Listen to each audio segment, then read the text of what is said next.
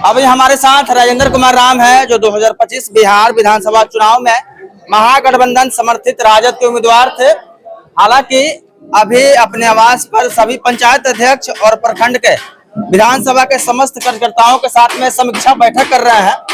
और क्या कुछ उद्देश्य है इस समीक्षा बैठक का, कार्यकर्ताओं से क्या कुछ कहना चाह रहे हैं, इनसे हम जानने का प्रयास करेंगे। समीक्षा बैठक हो रही है सर, क्या कहना चाहिएगा? निश्चित तौर पर मैं अपने कार्यकर्ताओं को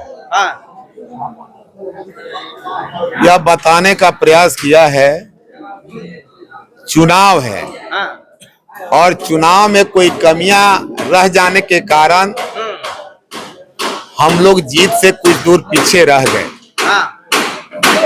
उन कारणों को हम जानना चाह रहे थे। समीक्षा हुई है, समीक्षा में बहुत सारी बातें छान करके आई है।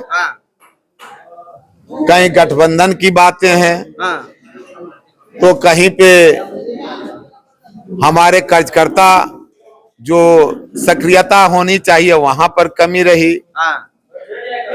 और सबसे बड़ी कारण अगर कुछ रही तो लोकतंत्र की हत्या करने वाली यह जो सरकार है,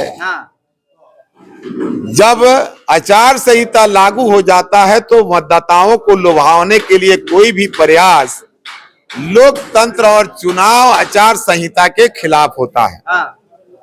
परंतु चुनाव 11 तारीख को है और 9 तारीख तक मतदाताओं के खाते में 10,000 रुपया भेजना निश्चित तौर पर लोकतंत्र की हत्या मौजूदा सरकार और अपंग चुनाव आयोग के द्वारा किया गया है।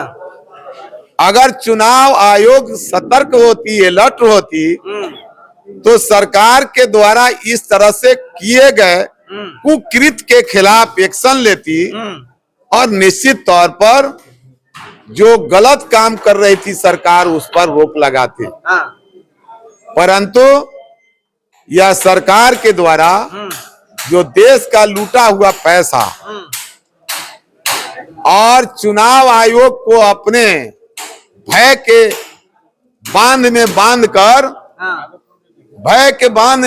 कर और अपने पक्ष में काम कराना, निश्चित तौर पर यही कारण रहा बिहार के अंदर कि महिलाओं को एक खाते पर नियम के विपरीत जाकर, चुनाव आयोग के नियमों का उल्लंघन कर, चुनाव आयोग को अपना हाथ का कठपुतली बनाकर इस चुनाव को अपने पक्ष में करने का काम भाजपा और आरएसएस के लोगों ने किया है। अच्छा, और जो बचा उसमें मशीन बल का भी मजबूती से प्रयोग किया।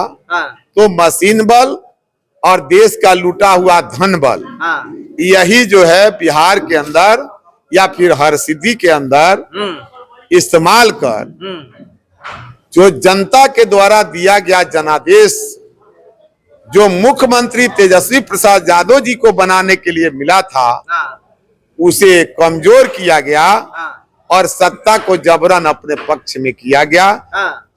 कारण यही है कि हरसिद्धि सहित पूरा बिहार कहीं न कहीं जनता के जो आशीर्वाद थे, जो जनादेश थे, वह कमजोर पड़ा और इनका धनादेश और मशीनादेश मजबूत पड़ा और बिहार के अंदर सत्ता से हम लोग अलग रह गए और वह सत्ता तक पहुंचने का काम। लगभग 90,000 मत प्राप्त हुए आपको हरसिद्धि विधानसभा के इस मतदान में। बहुत सारे कार्यकर्ताओं को देख पा रहे हैं, थोड़ा सा मायूसी है। जो कार्यकर्ता थोड़ा सा दुखी है, जो मायूस है, उनसे क्या कहिएगा और उनको क्या कहना चाहिएगा? आपको बता दें कि मेरे कार्यकर्ता न मायूस हैं न मायूस रहने वाले हैं।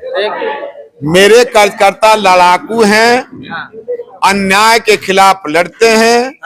जनता की लड़ाइयों को, मतदाता के लड़ाइयों को, बेरोजगारों की लड़ाइयों को, किसान और मजदूरों के लड़ाइयों को, महिलाओं के लड़ाइयों को मजबूती से हमारे नेता लड़ते हैं और हम कार्यकर्ता सिपाही के तरह उनके पीछे खड़ा रहते हैं। यह चुनाव में भी हम लोग मजबूती से लड़े हैं।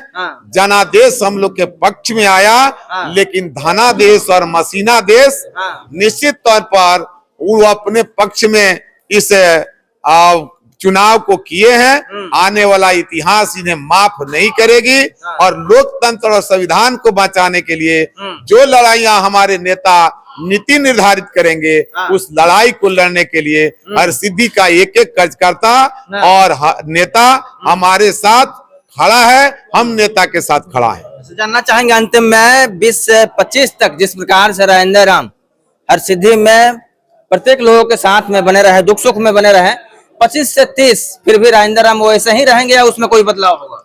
मैं आपको बताया, जब टिकट मुझे नहीं मिली थी, जो जिस तरह से हम लोगों के सेवा के लिए दिन रात एक करके उनकी सेवा दुख तकलीफ में जाते आते रहे हैं, राजेंद्र राम में कोई परिवर्तन नहीं होगा। आज भी वही राजेंद्र राम है जो बुलावे पर 112 से पहले कोशिश करता है पहुंचने का। हम आने वाले दिन में भी हमारी पूरी कोशिश होगी कि जब हम मोतिहारी में रहें, जब हमारे लोग पर कोई बात हो तो हम तुरंत उनके पास पहुंच करके उनके दुख तकलीफ में शामिल हो, उनकी रक्षा और सुरक्षा की बात करें। और हम तो एक बात कहे थे, अरे एक आदमी बोला है, उनके कार्यकर्ता बोलते हैं पटका पटके। अरे जनादेश से वोट के चोट से तो हमारे मतदाता और कार्यकर्ता उनको पटकनी दे ही दिया था, लेकिन धन से और मशीन से आप जीते हो तो आप ये मत समझो कि आप जो है पटकनी दिए हो। अरे हमारे मतदाता मालिक मजबूती से लड़े हैं, कार्यकर्ता लड़े हैं। हम तमाम लोगों को सैल्यूट करते हैं और आगे भी लड़ते रहेंगे। जनादेश में हम जीते हैं, थानादेश और मसीनादेश में वह जीत करके सत्ता में गए हैं, लेकिन राजेंद्र राम और राजेंद्र राम के पार्टी के कार्यकर्ता कहीं भी मायूस नहीं है। एक भी हमारे कार्यकर्ता को अगर कहीं भी किसी भी तरह का डरवाने और धमकाने का प्रयास किया गया तो हम लोकतांत्रिक तरीके से, कानूनन तरीके से निश्चित तौर पर मजबूती से लड़ेंगे और वैसे दुस्साहस करने वाले को जवाब देंगे। हम अपने कार्यकर्ताओं से भी कहना चाहते कि आप किसी भी हालत में नियमों का उल्लंघन नहीं करेंगे और बेवजह किसी पर किसी तरह का आरोप नहीं लगाएंगे। जातीय और सामाजिक विद्वेष की का कहीं पर गुंजाइश नहीं हो, इसका ख्याल रखेंगे। राजनीतिक विद्वेष नहीं हो, यह ख्याल रखेंगे। हम सबका सम्मान और इज्जत पहले भी किए हैं, जो वोट दिए उनका भी, नहीं दिए उनका भी। हम सबको प्रणाम करते हैं क्योंकि हरसिद्धि मेरे हृदय में है और हम सबके सम्मान और इज्जत के लिए, सबके कल्याण के लिए जो हमसे बन पाएगा, जो हम में ताकत होगा, हम सभी लोगों के लिए, हरसिद्धि के तमाम लोगों के लिए खड़ा रहेंगे और पुनः हरसिद्धि वासियों को चरण छू के प्रणाम करते हैं और आपने जो जनादेश दिया उसे स्वीकार करते हैं। और आने वाले दिन में आप पर जो भी बातें होगी निश्चित तौर पर मेरे बस में और जो मेरे ताकत के मुताबिक होगा, वह हम आपके लिए खड़ा होकर के आपकी लड़ाइयों को लड़ेंगे, आपके सहयोग के लिए तत्पर और तैयार रहेंगे। इसी के साथ धन्यवाद हरसिद्धि, आदाब, सलाम हरसिद्धि, प्रणाम हरसिद्धि। क्या बात है। तो हमारे साथ है राजेंद्र राम जो हरसिद्धि के पूर्व विधायक है और इस बार के प्रत्याशी थे महागठबंधन समर्थित राजद के। समीक्षा बैठक कर रहे थे सभी लोगों के साथ में। बाकी अब तमाम लोग क्या सोचते हैं, प्रतिक्रिया बताइएगा। फिर से मिलेंगे अगले वीडियो में अगले न्यूज के साथ। जय हिंद, जय बिहार।